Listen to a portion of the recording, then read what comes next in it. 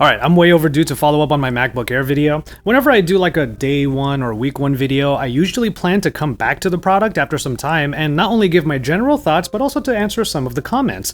I'm gonna go ahead and do that in this video, but I will give you a spoiler right off the bat here when it comes to the MacBook Air M2. I'm actually selling this laptop to someone that I know at a slight but significant discount because it will simply work wonderfully for them. Now that sentence that I just said actually summarizes every reason why this laptop is not for me, but it's probably perfect for everyone else in my life and likely many people in your life. So let's talk through that a bit. Hey, it's Joshua Vergara. What's going on, everybody?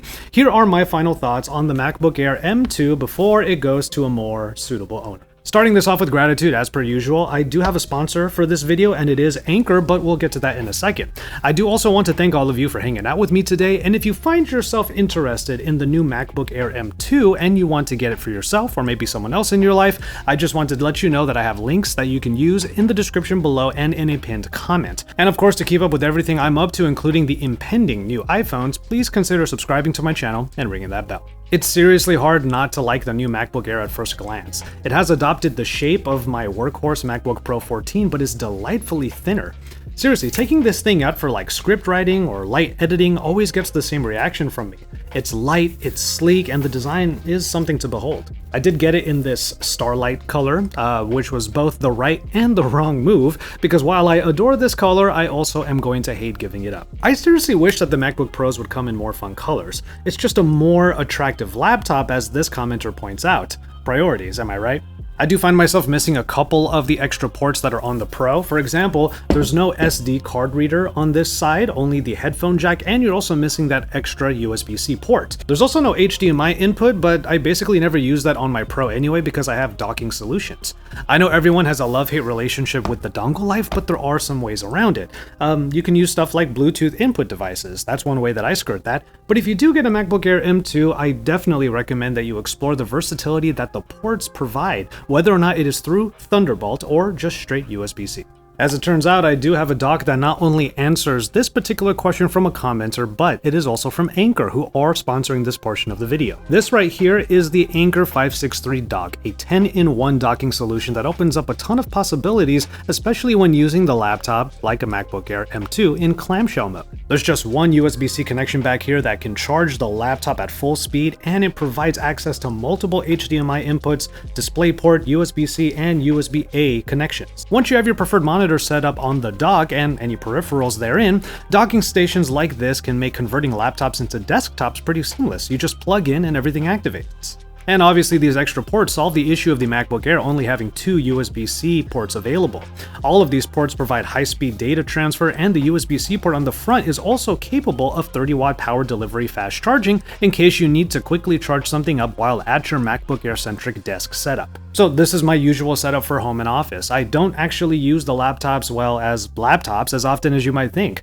Even better, the display inputs can drive multiple monitors. There's one HDMI port that supports 4K displays, while the other HDMI and the DisplayPort both support 2K. So yes, a multiple display workflow is definitely possible with the MacBook Air M2 via this, the Anker 563 docking station. By the way, this is all possible with the M1 processor MacBooks as well, so you're still covered if you decide to go for an earlier version of Apple's notebooks. I'll go ahead and answer another specific question. Yes, the speaker is up here now, and it does blare out from around the hinge, so when it is in clamshell mode, the MacBook Air is pointing the speaker downward towards my table. It's still usable in my particular desk mode, but honestly, it's not that great of a speaker system in general. I think I've just been spoiled by the richer sound of the MacBook Pro 14.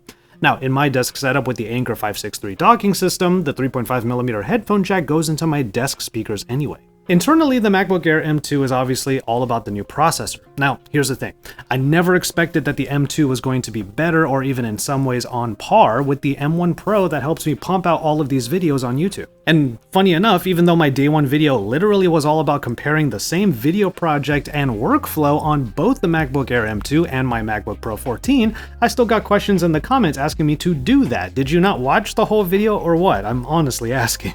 I guess I'll go ahead and recap what happened then anyway. Clearly the MacBook Pro 14 was the winner in my particular video workflow. There are multiple reasons for that. Not only is the M2 not quite as robust in terms of graphics compared to the M1 Pro, I also got the 8GB RAM variant of the MacBook Air M2. As you can tell just by watching this video, I use a 3-camera setup, and that's 3 different 4K video tracks in one timeline.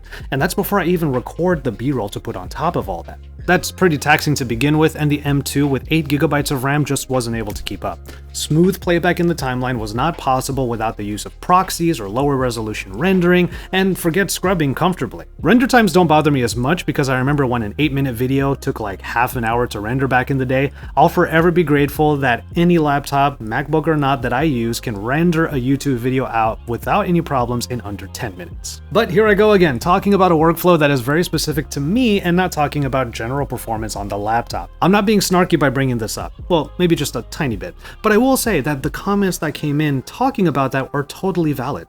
You see, I fall into the category of YouTuber who, surprise surprise, tries to use the products in their videos to actually make the videos. Not everyone that watches said videos is doing the same thing, so I get why this sentiment is there.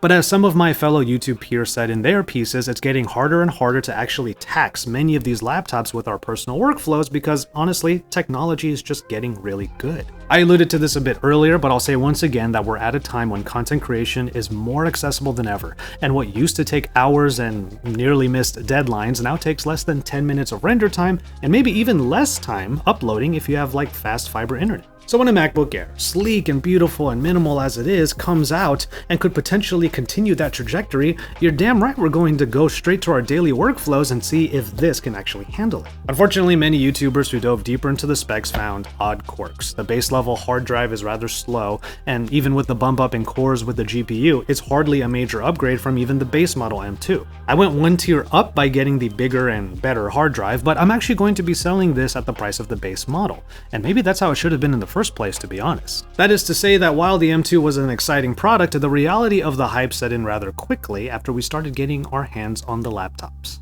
So to that end, the MacBook Air M2 might not have been the revelation we hoped it would be, but by showing that it could handle even some of my daily work, I was hoping that it goes to show that nearly everyone who isn't a creator or a power user can definitely appreciate the long-lasting, consistent performance of the M2 for their web browsing, their paper writing, their research, and even their occasional social media posting. And sure enough, a lot of you supported that notion in the comments even when I wasn't really focusing on it specifically in my video.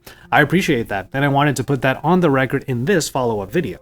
Like I said at the beginning, there's still a joy that this MacBook Air brings me when I decide to take it out for work that I know it can handle easily. Prime example is typing this very script that you're hearing right now.